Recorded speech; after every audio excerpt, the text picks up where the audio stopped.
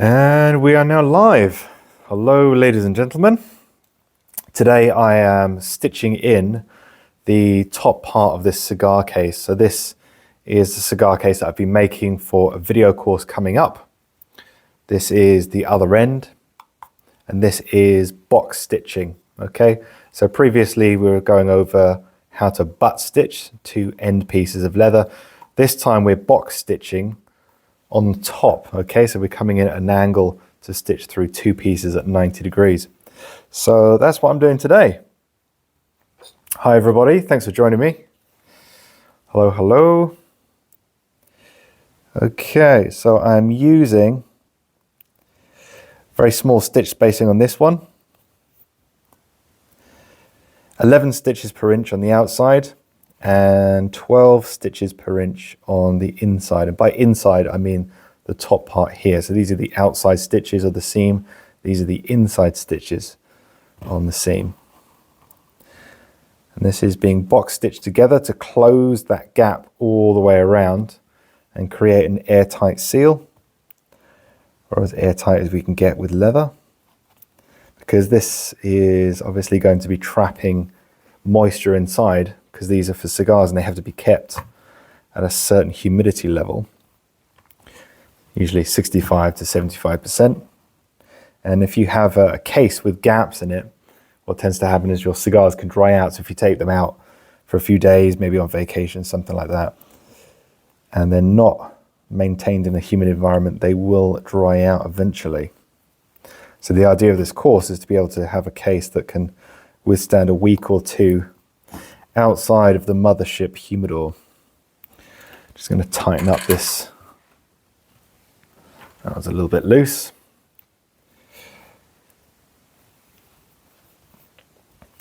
John 462, hello. What thread am I using? I'm using Fil Chinois,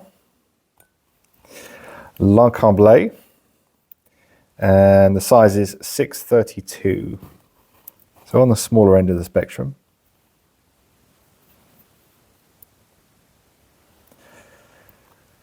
Anita says box stitching around a sorry, I can't read that. Box stitching around a curve is harder. Yes, that's a good point. Box stitching and like an actual box, you know, with straight sides is much easier. The unfortunate thing is when you have an exterior and an interior going around a curve, they fall out of sequence with each other. And obviously there's a greater distance. If you were to measure it with measuring tape around the outside, you would have a larger measurement versus the inside here where the stitches or the back stitches are. If you were to measure that, it'd be very difficult, but if you were to measure it, it would be considerably smaller than the outside of the case. So that's why I go with a smaller stitch spacing on the inside, 12 stitches per inch, versus the outside, 11 stitches per inch, to mitigate falling out of sequence too much. Now, going around this corner here, I can see I am actually going to have to lose a stitch, which means I advance one on one side, and on the other side, I don't. So I move up one on this side, for example, and then I don't move up one on this side. And that way I can actually bring it back into sequence. Hey Jake, how's it going?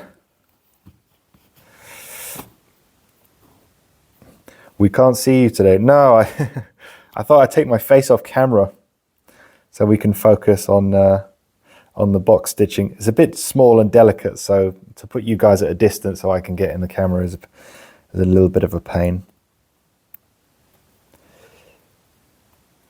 What skin is that? This is Crocodile. Crocodile. And the difference between crocodile and alligator, for those of you wanting to know, is crocodile tends to have an isopore. So you'll notice on these, each one of these, people call them scales, they're called tiles. The scale was what gave this its shape, and that's been taken off during the tanning process. There is a small dot at the bottom of each tile, which is an isopore. And crocodiles have that, whereas alligators don't have that. And it's to detect prey. It's like a little nerve ending. And it uses it to locate prey underwater, whereas alligators, I guess, hunt a little different to that. But that's the main takeaway. There are a few other subtle differences, but that's the easiest one to spot. Okay, so I'm going to lose a stitch here. So I'm advancing one on this side, and I'm not advancing one on the inside. That way I can use up more space on one than the other. And now we are back in alignment. Simple as that. Nothing too technical.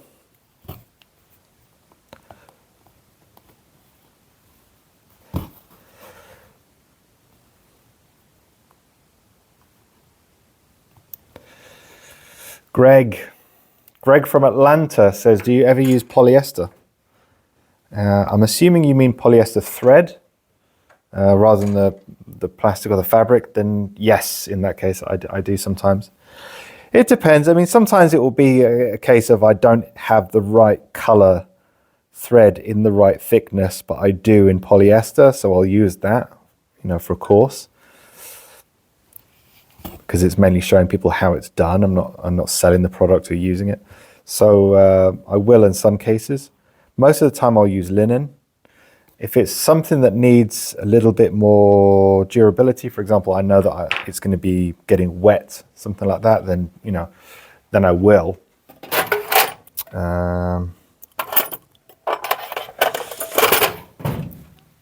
Need to pull this out a little bit. Yeah, so it has its uses. I just enjoy, for me, linen thread just has a little bit more soul to it. It's more of a traditionalist thing than a practical choice. And I just enjoy it for what it is. It's a bit like, these skins that we work with, they're not always perfect, but we appreciate that. If you want perfection, you go plastic. I guess it's the same with thread in some ways.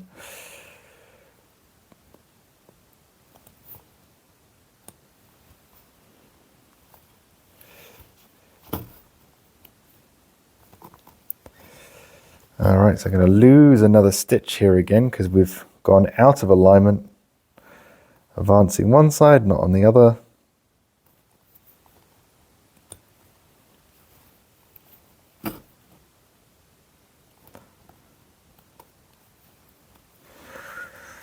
And we're back in alignment. Quite a fun little stitch to do, the box stitch. Quite pleasing to do. It takes a bit of practice. Not always going to get it the first time.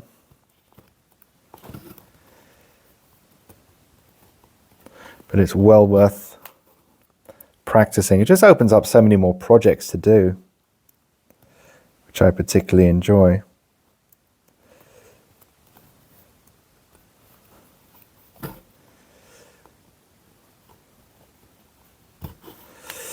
All right, what I'm going to do is turn this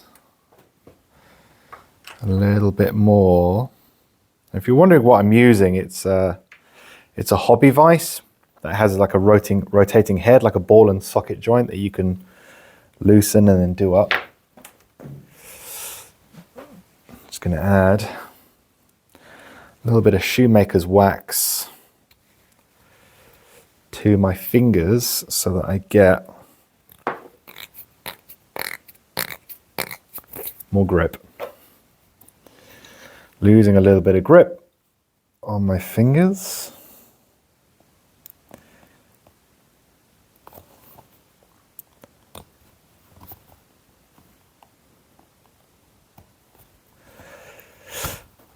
Yeah, if ever you do try box stitching for the first time, don't make these stitches so small.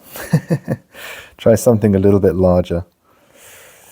Going around this corner, having to lose a stitch again.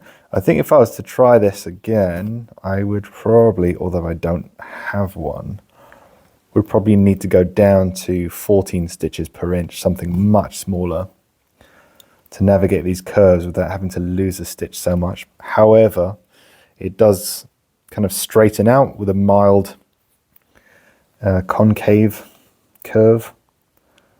So I might have to lose a stitch on that side if I use 14 where I don't on 12. So I think maybe this was the right choice. I don't know, I'd have to do some more experimentation. It's definitely more of an advanced stitch. It takes a while to really master it. But it's one of those stitches you don't really want to do a cast on it. I mean, you could. But it won't look as good on the rear side. Same as a butt stitch. If you cast, it doesn't look great. Another lost stitch.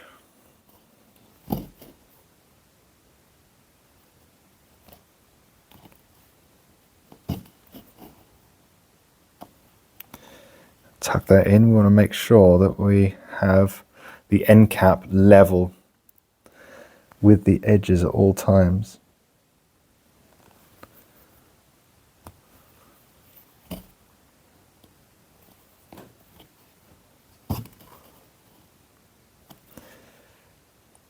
Sorry guys, I'm missing your comments here.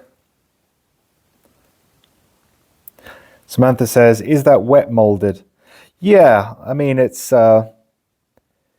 being wet molded to an extent. I'd say damp molded more than wet molded, because all we're adding is a little bit of a curve in the center, like so. Just to add a little bit more tightness and easier to hold, to handle, and aesthetically I think it looks a little bit better. But yeah, we're dampening the leather definitely to have it stretch around a mold. In this case, dowels, which are typically used for handmade cigar cases. In a minute, I'm going to stop here and then I'll just give you a quick demonstration on what the rest of it looks like.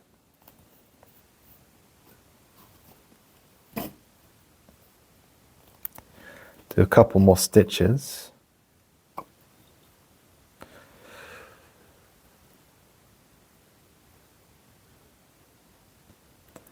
You have to make sure that when you push the awl in, that it comes out at the corresponding side to the same mark. It's very easy to go through slightly short or slightly long. Not an ideal situation. Yeah, so that's just a touch high, just before it begins to break the surface. Pull back, change the angle and push through again, and you'll get it. So I'll stop here so you guys can have a quick look of how this works.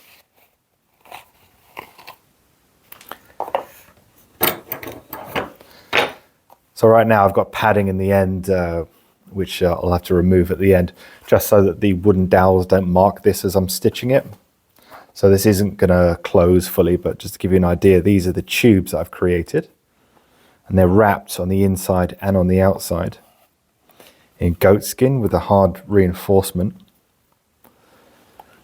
Where are we? I'm looking for the join. Oh, there it is. Difficult to see. That's where the join is. You can see that's nice and tight. And that's how that fits on over there. Of course, it's not going to close because I've got padding stuffed into the end there. And the tubes actually have yet to be trimmed to the cigar size that I prefer. For those of you interested, this course creates these for a ring gauge of around 54, which I believe is 22 mil. But let's have a look on the inside. I think it might be slightly more than that.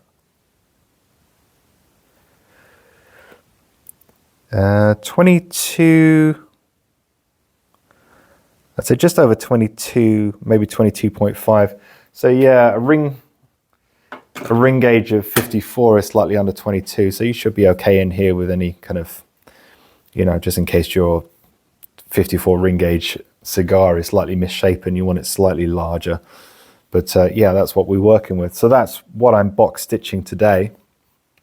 And the first course, which is teaching you how to create these tubes, and they're hard, very durable tubes, wrapped on the inside with goat skin, wrapped on the outside with goat skin, showing you how to create these using a very old traditional technique, dating back well over 100 years, that's just not seen anymore.